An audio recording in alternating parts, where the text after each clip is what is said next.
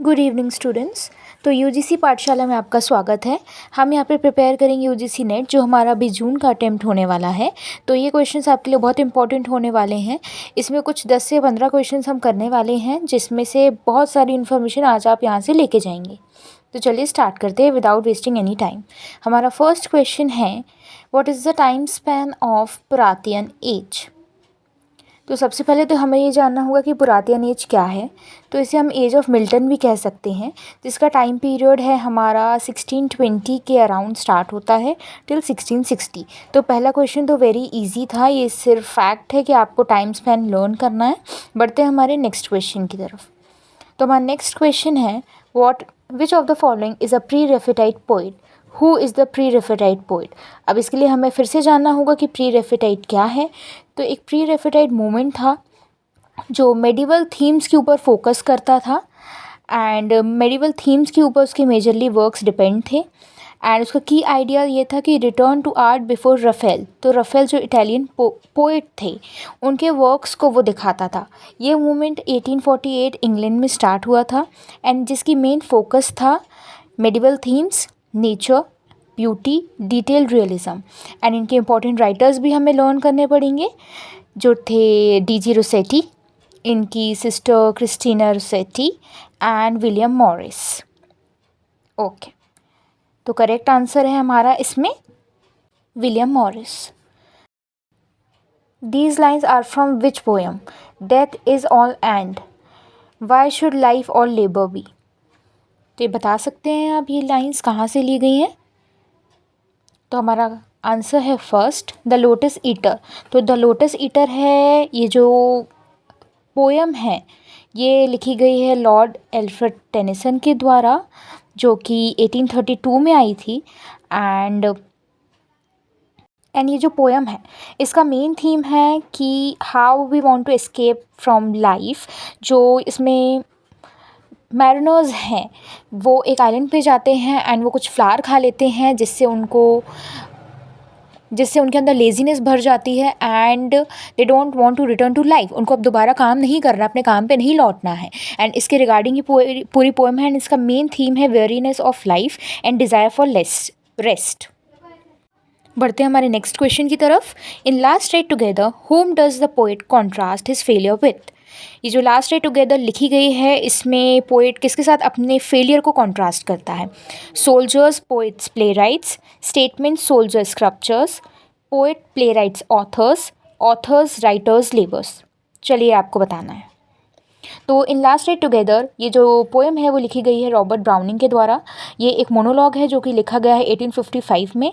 इसमें poet compare कर रहा है अपने आप को सोल्जर्स जो कि बैटल में फेल हो गए हैं, पोएट्स जो अपने आप को एक्सप्रेस नहीं कर पा रहे हैं, एंड प्ले राइट्स जो फेल हो गए हैं आर्ट में। इस पोएम का मैसेज है फेलियर, जो कि राइटर अपनी बिलव्ड को बताना चाहता है। एक लास्ट राइड लेके एक लास्ट राइड पे जा रहे हैं वो लोग, वो फेल है अपने आप को एक्सप्रेस करने पे, एंड उसके बिलव्ड ने उसको रिजेक्ट कर दिया है, एंड उसके ऊपर जितनी भी फीलिंग्स हैं वो राइटर आपको बता रहे हैं। So our correct answer is option B, statement soldiers and sculptures.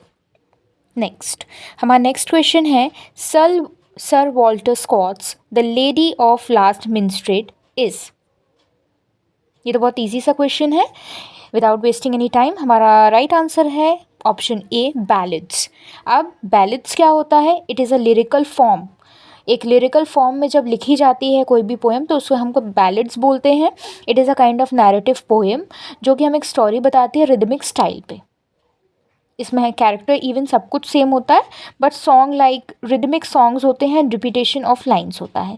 It's often about love, tragedy, heroism and folklore. हमारा नेक्स्ट क्वेश्चन है question 6, O captain my captain is an elegy on the death of. ये बहुत ही previous year question है, बहुत famous previous year question है हमारे UGC net का, and ये फ्रिक्वेंटली पूछा जाता है। तो ओ कैप्टन माई कैप्टन ये एलिजी है बाय विलियम वॉल्ट विटमैन के द्वारा लिखी गई है अब्राहम लिंकन के लिए। एंड उनकी और एक और फेमस एलिजी है, ये 2 एलिजीज आपको फ्रिक्वेंटली पूछी जाती हैं यूजीसी नेट के द्वारा। इसकी एक और है, व्हेन लाइलैक्स ब्लूम इन द डोरयार्ड, जो कि अब्राहम लिंकन के लिए लिखी गई है, जो कि पब्लिकली असैसिनेट हो गए थे। नेक्स्ट, तो हमारा राइट ऑप्शन है answer A, option A. Next question 7, J.M. Sainage, The Riders to the Sea is। तो हमारा ये जो राइडर्स टू द सी है, ये वन एक्ट प्ले है। इसमें ऑथर बताना चाहता है कि ये एक वन एक्ट ट्रेजिडी कह सकते हैं हमको। It shows the harsh reality of Irish fisherman fate and destiny. एक फेट एंड डेस्टिनी के ऊपर कहानी है, जिसमें एक फैमिली एक सी के किनारे रहती है and how the sea affect their lives. उसके सी के पास रहने के एडवांटेजेस एंड डिसएडवांटेज दिखाए गए हैं हमारे इसमें, and how the flow of sea affects one's life and their future, everything shows in this. हमारा नेक्स्ट क्वेश्चन है, who wrote Krapp's last tape. Who is the writer of Krapp's last tape? हमारे options हैं Harold Pinter, Samuel Beckett, T.S. Eliot and G.B. Shaw. And the correct answer is option B, Samuel Beckett. तो Samuel Beckett हमारे related हैं theatre of absurd से। तो Samuel Beckett हमारे एक important name है थिएटर ऑफ एब्सर्ड की जब हम बात करते हैं। ये एक ड्रामेटिक मूवमेंट है जो हमारा 1940-60s में स्टार्ट हुआ था, एंड मेन हमारे इसमें इसके जो फीचर्स है वो है absurdity of human existence, often featuring illogical, repetitive and chaotic plots. मतलब आपको इलॉजिकल प्लॉट्स दिखेंगे एंड नॉनसेंस डायलॉग्स दिखेंगे। ये सारे फीचर्स हैं हमारे थिएटर ऑफ एब्सर्ड के। इसमें मीनिंगलेस डायलॉग्स दिखेंगे एंड एंटी प्लेज होते हैं rejection of conventional dramatic forms. इसको एंटी प्लेज भी हम कह सकते हैं और एब्सर्ड। And Samuel Beckett हमारे we often call him father of the absurd.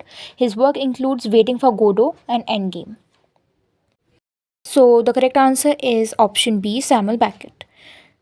Next, who among the following is consumed by greed in Marlowe's play?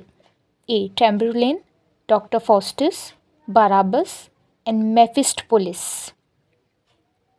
तो Christopher Marlowe mainly हमारे बिलोंग करते हैं, first of all he is a university wit हैं वो, and एलिजाबेथियन period से हमारे belong करते हैं। फेमस इनकी जो थीम्स इनके प्लेज में हमें देखने मिलेंगी, ये बाइबलिकल स्टोरीज़ में लिखते थे, एंड इनका मोस्ट फेमस प्ले है द ज्यू ऑफ माल्टा। इसमें एक कैरेक्टर है बाराबस का कैरेक्टर, जो कि ऑब्सेस्ड है वेल्थ एंड ग्रीड से।